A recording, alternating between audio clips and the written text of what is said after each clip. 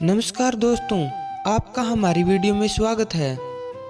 बृहस्पतिवार का दिन भगवान विष्णु और देवताओं के गुरु बृहस्पति देव को समर्पित है।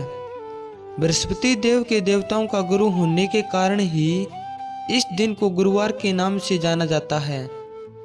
बृहस्पतिवार के दिन भगवान विष्णु की बृहस्पति देव के रूप से पूजा का विधान है। बृहस्पतिवार व्रत का महत्व। यह व्रत अत्यंत फलदायी है। गुरु को व्रत उपवास करके यह कथा पढ़ने में बृहस्पति देवता प्रसन्न होते हैं। बृहस्पति देव को बुद्धि का कारक माना जाता है। अनुराधा नक्षत्र युक्त गुरुवार से व्रत आरंभ करके 7 गुरुवार उपवास करने से बृहस्पति ग्रह की हर पीड़ा से मुक्ति मिलती है।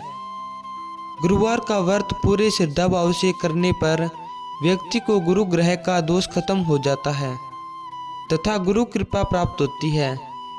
इस दिन व्रत करने से व्यक्ति को सारे सुखों की प्राप्ति होती है। बृहस्पतिवार व्रत की विधि। पौष माह को छोड़कर किसी भी हिंदी महीने में बृहस्पति के व्रत की शुरुआत कर सकते हैं। व्रत की शुरुआत शुक्ल पक्ष में करना शुभ माना जाता है। नियम के अनुसार बृहस्पतिवार के लगातार 7 या 16 व्रत रखने चाहिए तथा 8वें या 17वें बृहस्पतिवार को उद्यापन किया जाता है। लेकिन इस बीच यदि महिलाओं को मासिक धर्म होता है तो उन्हें उस बृहस्पतिवार का व्रत को छोड़कर अगले बृहस्पतिवार से व्रत की गिनती करनी चाहिए। गुरुवार की पूजा विधि विधान के अनुसार की जानी चाहिए। व्रत वाले दिन सुबह उठकर बृहस्पति देव को पूजन करना चाहिए।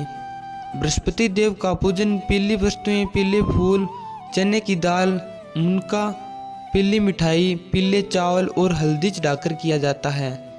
अगर ये पूजा केले के पेड़ के सामने कर रहे हैं तो छोटा पीला कपड़ा चढ़ाएं।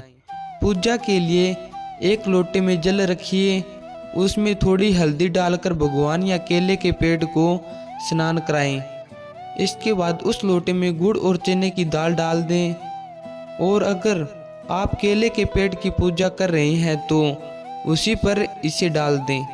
भगवान का हल्दी या चंदन से तिलक करें, पीला चावल चढ़ाएं, घी का दीपक जलाकर व्रत कथा पढ़ें। कथा के बाद उपले पर हवन करें। गाय के उपले पर घी डालकर अग्नि प्रज्वलित कर लें, उस पर हवन सामग्री डालें, गुड़ और चने की आहुति दें। 5, 7 या 11 ओम गुरुवे नमः मंत्र का जाप करें, कथा और चालीसा पढ़ें और फिर आरती उतारें। अंत में क्षमा प्रार्थना जरूर करें। किस रंग के कपड़े पहने? बृहस्पति देव को पीला रंग अति प्रिय है, इसलिए बृहस्पतिवार को पीले रंग के वस्त्र धारण करने चाहिए। अगर पीले वस्त्र न हो तो नारंगी रंग के कपड़े भी पहन सकते हैं। बृहस्पतिवार की पौराणिक व्रत कथा। प्राचीन समय की बात है। एक नगर में एक बड़ा व्यापारी रहता था। वह जहाजों में माल लादकर दूसरे देशों में भेजा करता था। वह जिस प्रकार अधिक धन कमाता था उसी प्रकार जी खोलकर दान भी करता था, परंतु उसकी पत्नी अत्यंत कंजूस थी। वह किसी को एक दमड़ी भी नहीं देने देती थी। एक बार सेठ जब दूसरे देश व्यापार करने गया तो पीछे से बृहस्पति देव ने साधु वेश में उसकी पत्नी से भिक्षा मांगी। व्यापारी की पत्नी बृहस्पति देव से बोली, हे साधु महाराज, मैं इस दान से पुण्य से तंग आ गई हूँ। आप कोई ऐसा उपाय बताएं जिससे मेरा सारा धन नष्ट हो जाए और मैं आराम से रह सकूं। मैं यह धन लुटता हुआ नहीं देख सकती। बृहस्पति देव ने कहा, हे देवी, तुम बड़ी विचित्र हो। संतान और धन से कोई दुखी होता है? अगर अधिक धन है तो इसे शुभ कार्यों में लगाओ। कुंवारी कन्याओं का विवाह कराओ, विद्यालयों और बाग बगीचों का निर्माण कराओ। ऐसे पुण्य कार्य करने से तुम्हारा लोक परलोक सार्थक हो सकता है। परंतु साधु की इन बातों से व्यापारी की पत्नी को खुशी नहीं हुई। उसने कहा, मुझे ऐसे धन की आवश्यकता नहीं है जिसे मैं दान दे दूं। तब बृहस्पति देव बोले, यदि तुम्हारी ऐसी इच्छा है तो तुम एक उपाय करना। 7 बृहस्पतिवार घर को गोबर से लीपना और केशों को पीली मिट्टी से धोना। केशों को धोते समय स्नान करना। व्यापारी से हजामत बनाने को कहना। भोजन में मांस मदिरा खाना। कपड़े अपने घर धोना। ऐसा करने से तुम्हारा सारा धन नष्ट हो जाएगा। इतना कहकर बृहस्पति देव अंतर्धान हो गई। व्यापारी की पत्नी ने बृहस्पति देव के कहे अनुसार 7 बृहस्पतिवार वैसा ही करना निश्चय किया। केवल 3 बृहस्पतिवार बीते थे कि उसी समस्त धन संपत्ति नष्ट हो गई और वह परलोक सिधार गई। जब व्यापारी वापस आया तो उसने देखा कि उसका सब कुछ नष्ट हो चुका है। उस व्यापारी ने अपनी पुत्री को संतावना दी और दूसरे नगर में जाकर बस गया। वहाँ वह जंगल में लकड़ी काट कर लाता था और शहर में बेचता था। इस तरह वह अपना जीवन व्यतीत करने लगा। एक दिन उसकी पुत्री ने दही खाने की इच्छा प्रकट की, लेकिन व्यापारी के पास दही खरीदने के पैसे नहीं थे। वह अपनी पुत्री को आसमान देकर जंगल में लकड़ी काटने चला गया। वहाँ एक वृक्ष के नीचे बैठ अपनी पूर्व दशा। तभी वहाँ बृहस्पति देव साधु के रूप में सेठ के पास आए और बोले, हे मनुष्य, तुम इस जल में किस चिंता में बैठा है? तब व्यापारी बोला, हे महाराज, आप सब कुछ जानते हैं। इतना कहकर व्यापारी अपनी कहानी सुनाकर रो पड़ा। बृहस्पति देव बोले, देखो बेटा, तुम्हारी पत्नी ने बृहस्पति देव का अपमान किया था, इसी कारण तुम्हारा यह हाल हुआ है। लेकिन अब तुम किसी प्रकार की चिंता मत करो। तुम गुरुवार के दिन बृहस्पति देव का पाठ करो। 2 पैसे के चने और गुड़ को लेकर जल के लोटे में शक्कर डालकर वह अमृत और प्रसाद अपने परिवार के सदस्यों और कथा सुनने वालों में बांट दो। शिवम भी प्रसाद और चरणामृत लो। भगवान तुम्हारा अवश्य कल्याण करेंगे। साधु की बात सुनकर व्यापारी बोला, महाराज, मुझे इतना भी कुछ नहीं बचता कि मैं अपनी पुत्री को दही लाकर दे सकूं। इस पर साधु जी बोले, तुम लकड़ियां शहर में बेचने जाना। तुम्हें लकड़ियों के दाम पहले से चौगुने मिलेंगे, जिससे तुम्हारे सारे कार्य सिद्ध हो जाएंगे। उसने लकड़ियां काटी और शहर में बेचने के लिए चल पड़ा। उसकी लकड़ियां अच्छे दाम में बिक गई, जिससे उसने अपनी पुत्री के लिए दही लिया और गुरुवार की कथा हेतु चना गुड़ लेकर कथा की ओर प्रसाद बांटकर स्वयं भी खाया। उसी दिन से उसकी सभी कठिनाइयां दूर होने लगी। अगले बृहस्पतिवार को वह कथा करना भूल गया। अगले दिन वहां के राजा ने एक बड़े यज्ञ का आयोजन कर पूरे नगर के लोगों के लिए भोजन का आयोजन किया। राजा की आज्ञा अनुसार पूरा नगर राजा के महल में भोजन करने आया, लेकिन व्यापारी व उसकी पुत्री तनिक विलंब से पहुंची।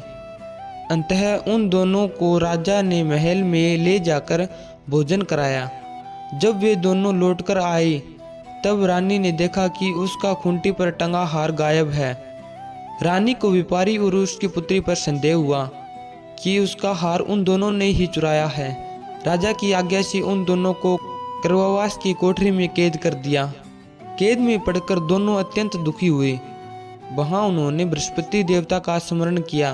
बृहस्पति देव ने प्रकट होकर व्यापारी को उसकी भूल का आभास कराया और उन्हें सलाह दी कि गुरुवार के दिन कैद खाने के दरवाजे पर तुम्हें 2 पैसे मिलेंगे। उनसे तुम चने और मुनका मांगकर विधि पूर्वक बृहस्पति देवता का पूजन करना। तुम्हारे सब दुख दूर हो जाएंगे। बृहस्पतिवार को कैद खाने के द्वार पर उन्हीं 2 पैसे मिले। बाहर सड़क पर एक स्त्री जा रही थी। व्यापारी ने उसे बुलाकर गुड़ और चने लाने को कहा। इस पर वह स्त्री बोली, मैं अपनी बहू के लिए गहने लेने जा रही हूँ, मेरे पास समय नहीं है। इतना कहकर वह चली गई। थोड़ी देर बाद वहाँ से एक और स्त्री निकली। व्यापारी ने उसे बुलाकर कहा कि हे बहन, मुझे बृहस्पतिवार की कथा करनी है, तुम मुझे 2 पैसे का गुड़ चना ला दो। बृहस्पति देव का नाम सुनकर वह स्त्री बोली, भाई, मैं तुम्हें अभी गुड़ चना लाकर देती हूँ। मेरा इकलौता पुत्र मर गया है, मैं उसके लिए कफन लेने जा रही थी, लेकिन मैं पहले तुम्हारा काम करूँगी, उसके बाद अपने पुत्र के लिए कफन लाऊंगी। वह स्त्री बाजार से व्यापारी के लिए गुड़ चना ले आई और स्वयं ही बृहस्पति देव की कथा सुनी। कथा के समाप्त होने पर वह स्त्री कफन लेकर अपने घर गई। घर पर लोग पुत्र की लाश को राम नाम सत्य है कहते हुए शमशान ले जाने की तैयारी कर रहे थे। स्त्री बोली, मुझे अपने लड़के का मुख देख लेने दो। अपने पुत्र का मुख देखकर वह स्त्री उसके मुंह में प्रसाद और चरणामृत के प्रभाव से वह पुनः जीवित हो गया। पहली स्त्री जिसने बृहस्पति देव का निर्धार किया था, वह जब अपने पुत्र के विवाह हेतु पुत्र वधू के लिए गहने लेकर लौटी और जैसे ही उसका पुत्र घोड़ी पर बैठकर निकला, वैसे ही घोड़ी ने ऐसी उछाल मारी कि वह घोड़ी गिराकर मर गया। यह देखकर स्त्री रोकर बृहस्पति देव की क्षमा याचना करने लगी। उस स्त्री की याचना से बृहस्पति देव साधु वेश में वहां पहुंचकर कहने लगे, देवी, तुम्हें अधिक विलाप करने की आवश्यकता नहीं है। यह बृहस्पति देव का अनादर करने के कारण हुआ है। तुम वापस जाकर मेरे भक्त से क्षमा मांगकर कथा सुनो, तब ही तुम्हारी मनोकामना पूर्ण होगी।